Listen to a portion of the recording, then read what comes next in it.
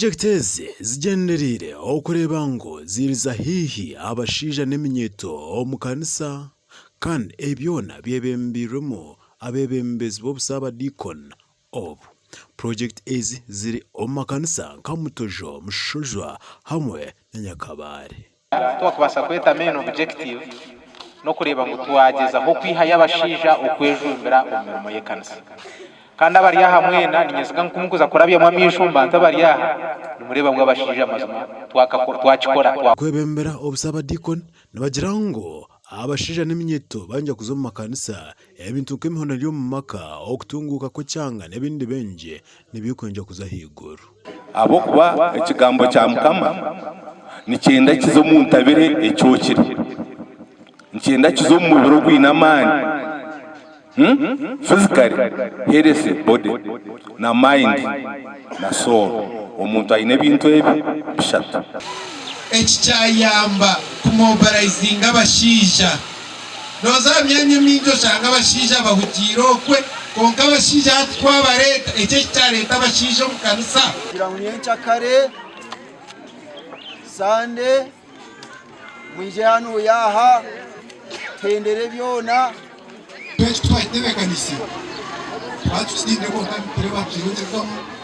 winyana kwasimba omugandi twazomuburebezi wa Renzori Right Reverend Lauben Kisembo ahigire bakuru b'obukiiko na munongo bw'amashomero okwetantara okwetabo mu ntaro ezaje nkuzine muhoho nizonjagarira nyuma amashomero ebi nebinda bigambirira ari yahishomero lya Rwibare Community Secondary School eshomerere rimaze imyaka 5 konka riri omumbera mbi ahi Bishop ashabira abatura kongera kwatanisa nje kubanza inamba niyongera kandi nama ko kuba niyongera classes twine state oka kusikira obutesebora abantu ngo tubale buri kusanga ari ubulemu tubana kubona gati ya master na board na PTA nsaba habo harmony once is harmony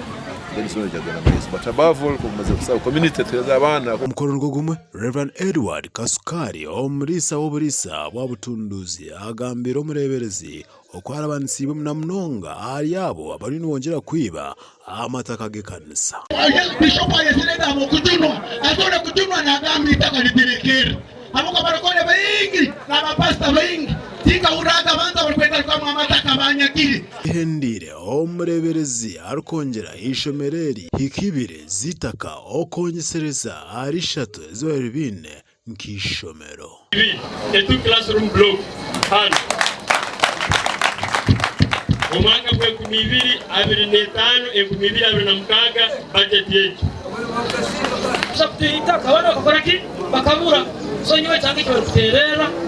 reka tube serious tureta abana isomero ryo kwaki abana aba TV West ndisenyomo Gideon na Daniel Bengana.